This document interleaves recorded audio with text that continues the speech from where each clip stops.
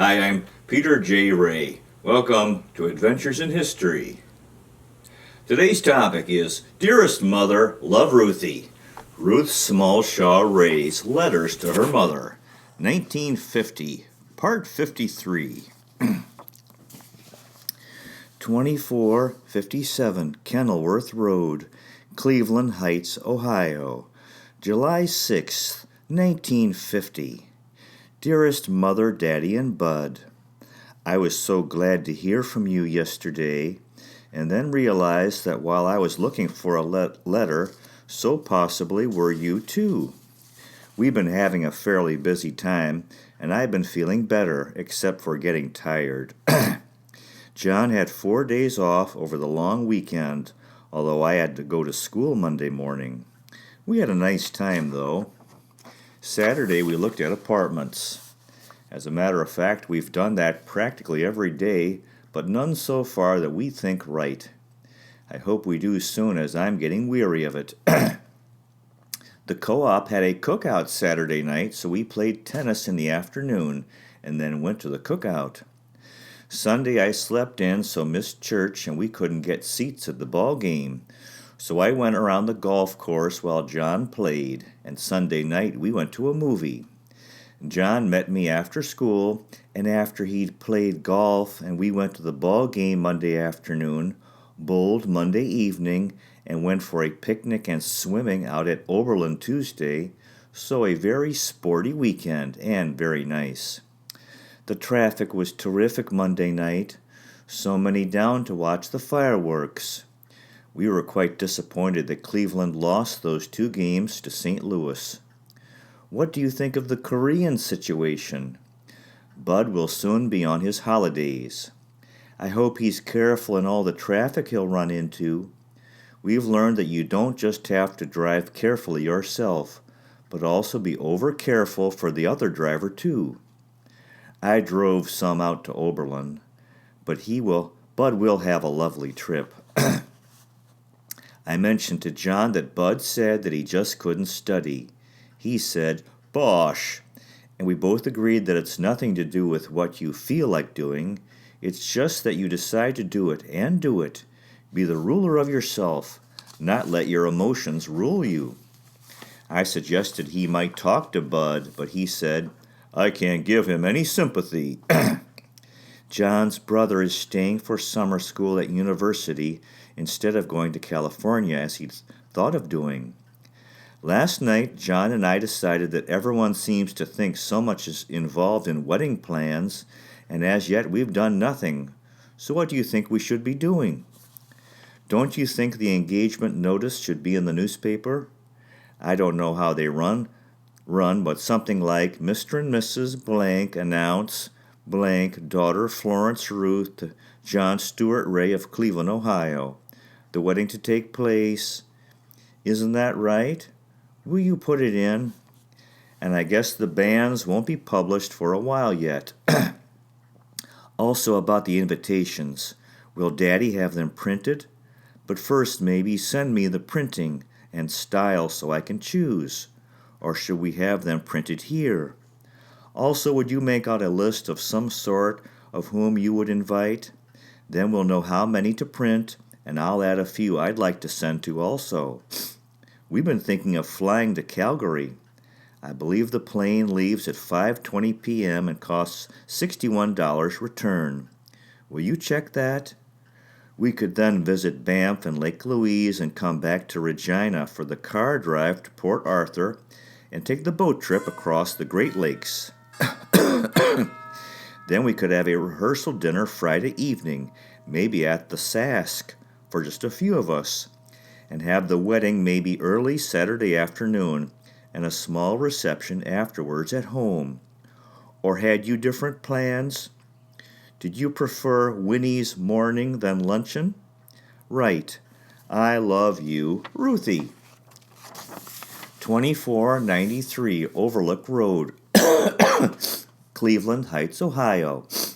Address as of August 1st, 1560 Luxor Road, East Cleveland, Ohio. July 16th, 1950. Dearest Mother and Daddy, I'm so tired, I should sleep. I've been trying, but I'm so excited and full of ideas that it may help to write to you. I awoke at 8:15 this morning and began to write, but began talking to Frances. We are both back at the co-op in our old room. It's now 6:30 in the evening, but so hot we decided to nap, and still I'm so excited I just have to write. I moved in last night. We have a house. A man is just a man without a house. It's just darling, and I'm so very thrilled. It's a new modern brick bungalow. There are two houses joined by garages. You enter the house from the garage if you want. Oh, Mother, and it's so new. Of course, it's very expensive, and I've been rationalizing all day that it's worth it.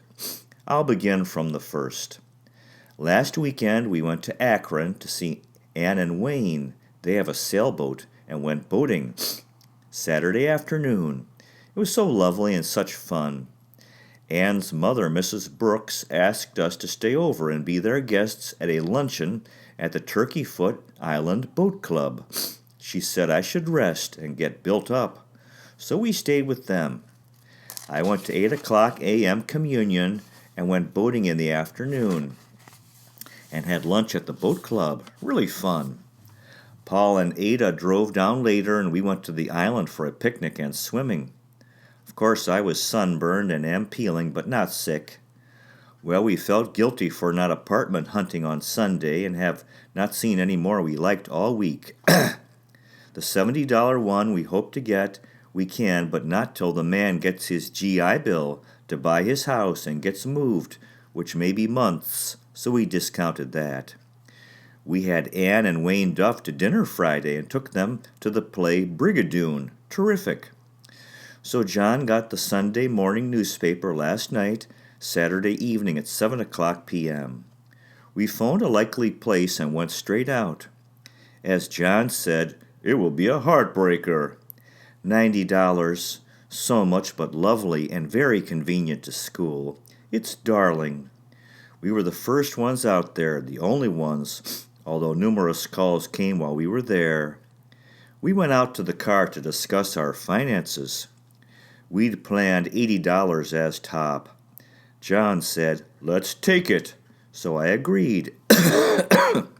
As I said, the garage is attached. It has a lawn around and a tree. There is a living room with 2 big picture windows, insured, and a bedroom and lovely bathroom and kitchen. It's not large, but so nice and new. There's an oil burner with thermostatic control, which will cost another $10 for heat. We plan to try to live on John's salary and save mine in case of pregnancy. He already has me covered medically, the accident before the trip home. The people have been in only 4 months, and we are taking a 2.5-year lease from them, since the mother is a widow, and the daughter is marrying a young doctor from West Virginia, and they're going there to live. We are buying some of their furniture. She is an interior decorator and has such lovely things. The bedroom suite is mahogany with a blonde finish. It's just so nice. Huge, big plate glass mirror on the dressing table, bureau with rounded drawers. We're also buying the living room drapes. They are green to the floor and traverse, may be pulled across the windows. We're buying the rug too, green. Also the shower curtains from floor to ceiling, and we're buying the new stove and new refrigerator. Since she is a decorator, she could get things at cost price, so it's letting us have things at a good price. We've checked on them and are convinced. The other things that we are not taking, and she is having a sale conducted. End tables, lamp, and desk. We thought we could choose those as we could afford them. Oh, and it has nice door chimes and a pale green telephone. I'm just in love with it all, but feel like we're too extravagant. John thinks it's important to be comfortable and enjoy ourselves. It'll take all our cash reserve, and I may need my bonds, but he is sure we can catch up this winter. We don't have much else to buy, though. Living room Chesterfield may be sectional. Desk, bookcase, and tables. She has a purple velvet Chesterfield that John doesn't like, $75, and two beautiful purple stuffed chairs with a silver thread running through, $100 each, which I guess is too much for us too, but they are lovely. Well, I hope you won't think us crazy.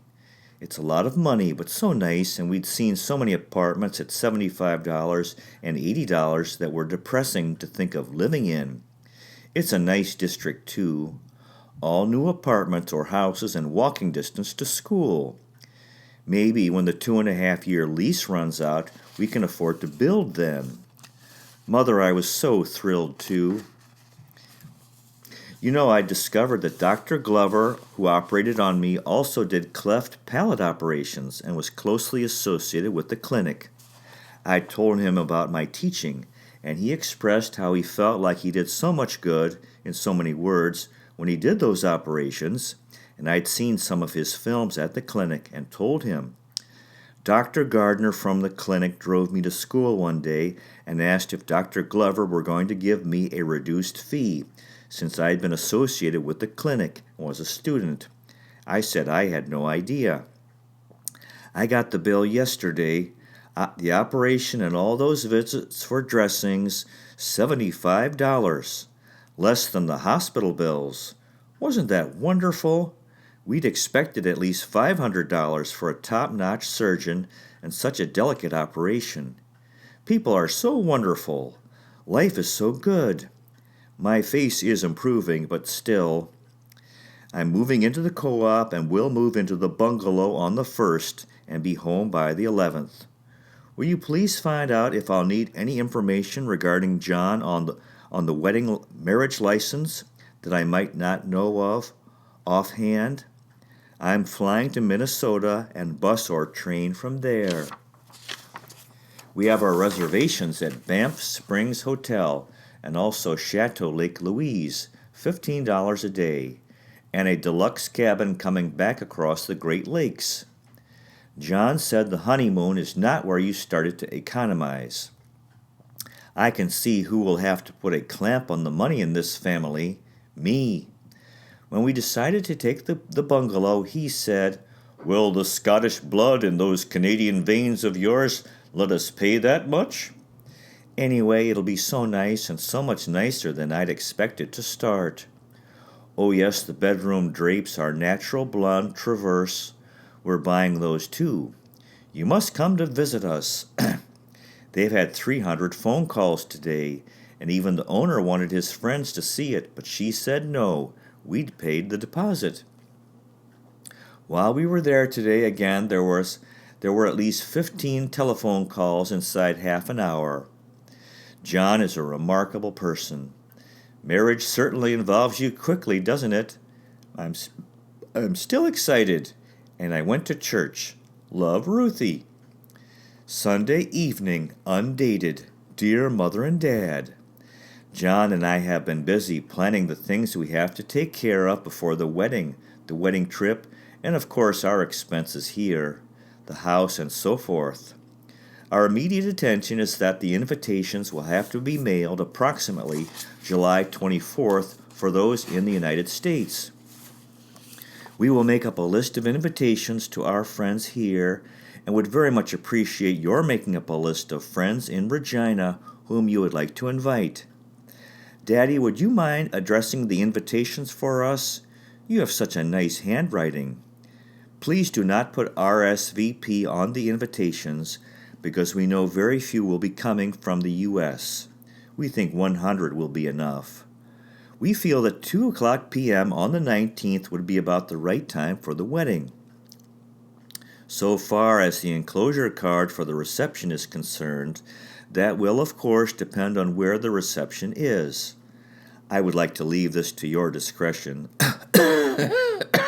That is, either at home or another place that you might choose.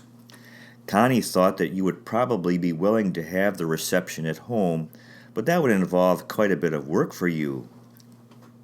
You might feel that the Sask might be more convenient for you.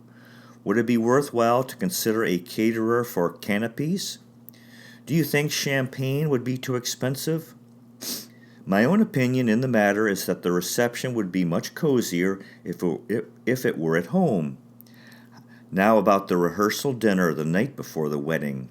We feel that a dinner for about 15 persons at either the Sask or the Drake hotels would be in order. Daddy, the enclosed wedding invitations of Ann Brooks and Wayne Duff illustrate the approximate wording and form which I would like for the invitation. The announcement for Ruth Farmer and Wilson Bent illustrates the type of printing script I would like. Let me say now that I tremendously appreciate your efforts in getting things ready for my wedding. I know that it means a lot of trouble and worry for both of you. I don't know what I'd do without you two up there working on things for me. Good night and thanks a million. I love you, Ruthie.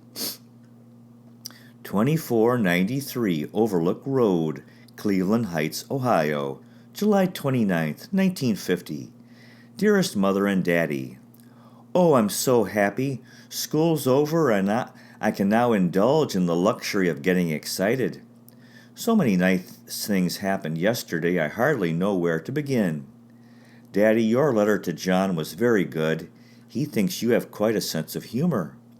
I want you to know that I appreciate all you've done regarding the invitations. I realize that I'm a difficult person to try to please, and am sometimes too fussy about little things. John has tried to show me that I'll only succeed in bothering myself and everyone else, so that I'll have to try not to.